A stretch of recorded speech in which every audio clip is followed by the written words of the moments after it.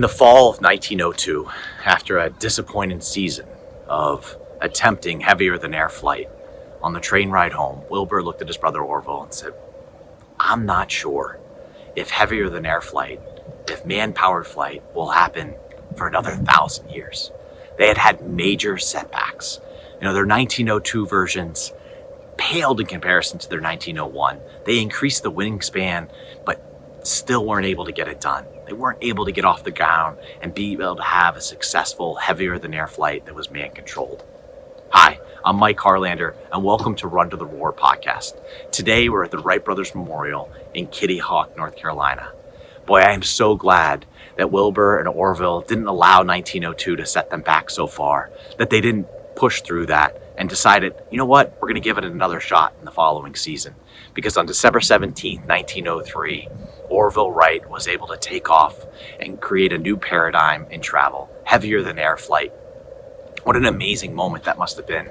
It took them 7 years of calculations, 7 years of looking at the wingspan and the engine and the rudders and the piloting to get to that point, to get to that moment where for 59 seconds, man was flying above the earth. I can just sit in this moment in this area and think what that would have been like to create a new paradigm, a new possibility to change the face of the planet and the future of the planet. Paradigms are a term that nowadays get thrown around like anything. There's paradigm shifts here and paradigms there. It's almost lost some of its zing because it's become a marketing term instead of this powerful thing to look at to support us in making changes in our life. But really, what is a paradigm? Let's take a look at that for a second. According to Joel Barker, a paradigm is really nothing more than two things. One, it is a set of boundaries for how to solve problems. It lays out the guidelines for this is how you solve problems in this particular situation. And number two, what it offers is the rules for how to win inside that problem-solving area. So it's just a box that helps you to determine outcomes so that you can produce a result. And what is a paradigm shift? It's when you honor the past but create a completely new concept. The Wright brothers created heavier than air flight. They weren't the only ones attempting it, but how did they get there? How did they create this paradigm shift? Up to that point, airplanes existed.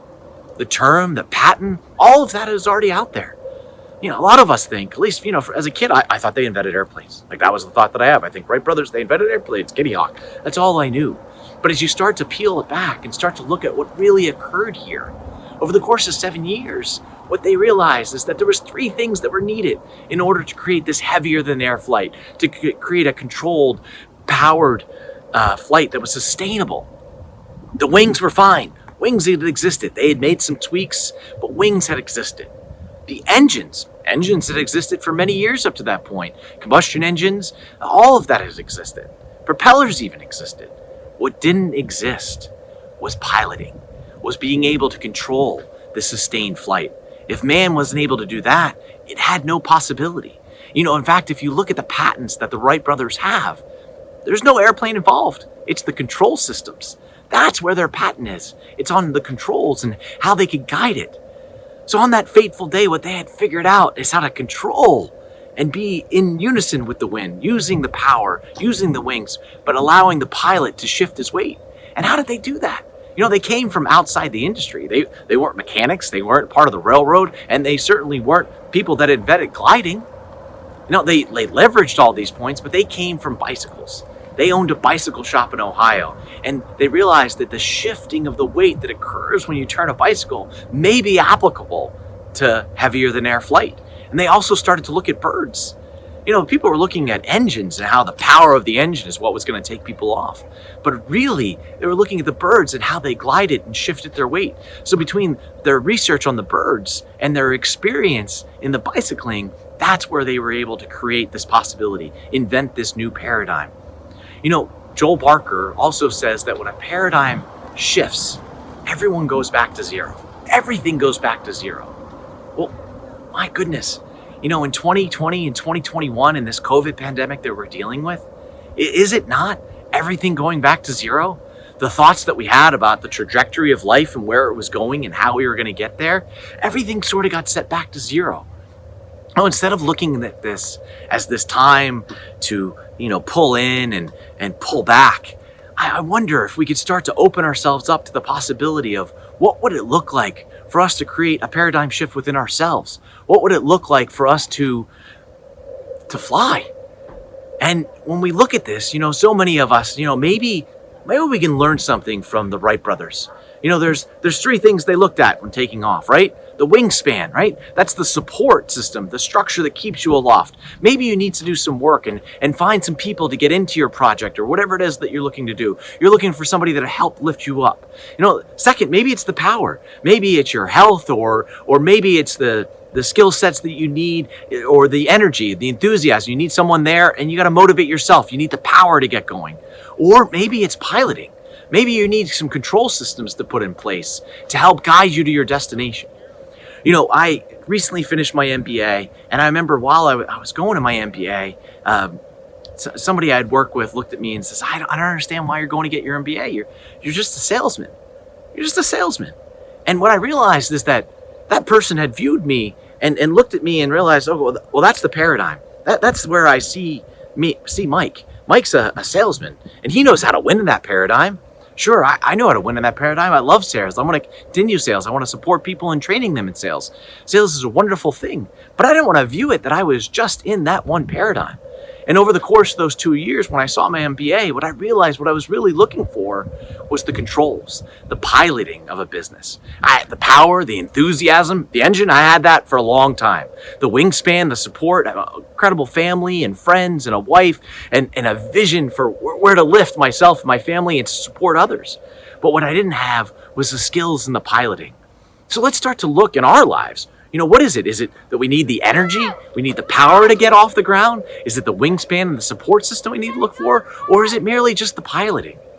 Look, your personal paradigm can shift. And I don't mean that as a marketing term. I mean that as a possibility of what could come out of this situation.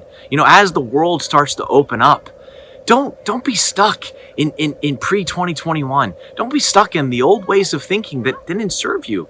This is a time that you can naturally reset, and no one's gonna get mad. Well, heck, we sold our house, sold our cars, and bought an RV to travel around the US while we were waiting for Europe to open. Yes, it's a little bit unorthodox, a little bit crazy, but boy, what a paradigm shift it's been going from a big, beautiful home to a small RV. We've had to learn to adapt, to change new things. I've learned how to pilot an RV, for lack of a better term.